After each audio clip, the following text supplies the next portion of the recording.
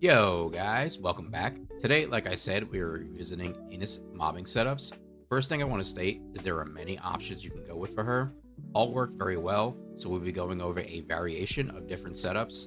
She is so strong for mobbing. Once you have the base setup of mods, I would say are essential. The others can be determined by playstyle and combat situations.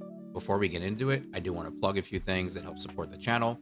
First, we do have memberships here on YouTube, so if you're looking to support me, those are available. And also Twitch is another great way to help out. Come by, say hi in the chat, and if you can, drop a subby. With that out of the way, let's get into it. So let's get into our mods. First, Time of the Hunting Hounds.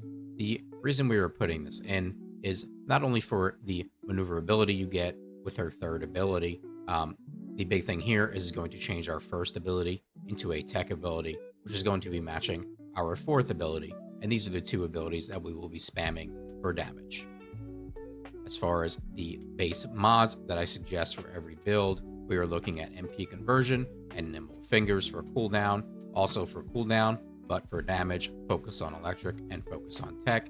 And we are using 3 critical rate, critical damage mods, skill insight, skill concentration, and front lines. And this will be bringing us to 95% crit chance. And then we have skill expansion for the added range. Past this, there are many different things you can do. For me, when I run 400% or I'm just running any type of open world farming, I do not use HP. So I will simply slot in more range. This is super nice for open world farming. You get another bounce to your 1. And if you're farming something in the open world, you could pretty much just stand there and spam your 1 ability. I also run this in 400% dungeons because I feel I don't need the HP. But if you do feel that you need the HP, feel free to slot in an HP bot. Now, for our last mod slot, this is a bit of a flex slot. For me, when I'm running any group content, I'm going to put in Potent Collector. It is very nice. It helps you get your custom resource, which is definitely a struggle for her in group content.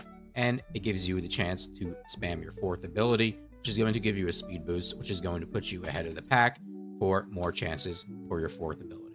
If you're running solo, I would suggest Decimator.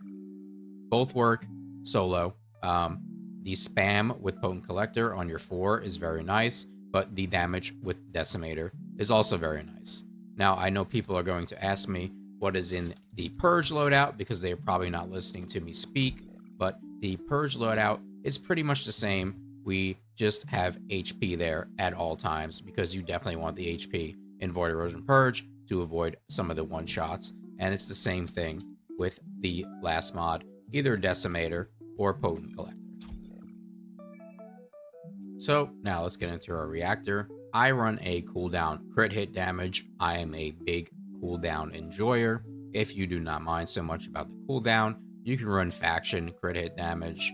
There's a lot of options. I see a lot of people constantly asking, what reactor? What reactor? I have this reactor. I have that reactor. She is very strong. You can run a lot of reactors and be very successful with her.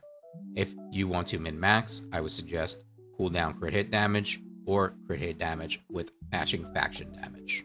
As for your set, there is one option, the Slayer set. On your auxiliary power, max HP, MP recovery out of combat. On your sensor, max MP, MP recovery in combat. For your memory, MP recovery modifier in defense. And for your processor, max shield with toxin resist, which just happens to be very well in wave 20 of Void Erosion. As for our secret garden, we are not shooting this. Barely ever. A lot of people ask me, what do you have on it? What do you have on it? I'm gonna be honest with you, it doesn't really matter. Just max out the unique ability. I will show it though. I do have cores in it, firearm attack, firearm critical hit damage. As for the substats, firearm critical hit damage, rounds per magazine, firearm attack, and bonus firearm attack versus Order of Truth. And my favorite thing to have in here is Brisk Walk for the added movement speed. Other than that, you just set this up like a normal weapon that you would shoot. As for our Voltia, we're only pulling that out when we see shields. Other than that, we are not taking it out very much. I will quickly scroll through the substats. I do have mine set up mostly for Legion of Darkness. And here is the mod setup that I run.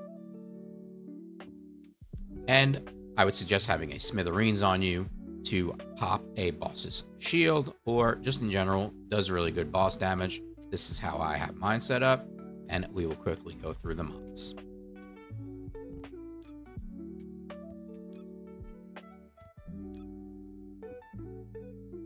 And lastly, we will go over Inversion Reinforcement. Mostly I build into survivability because that's really all you need. For our first one, I go Biodensity Augmentation, which is going to give us max HP on enemy kills.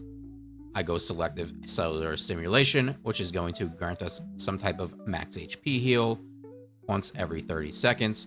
And I like to go fast, so I chose Adrenaline Rush.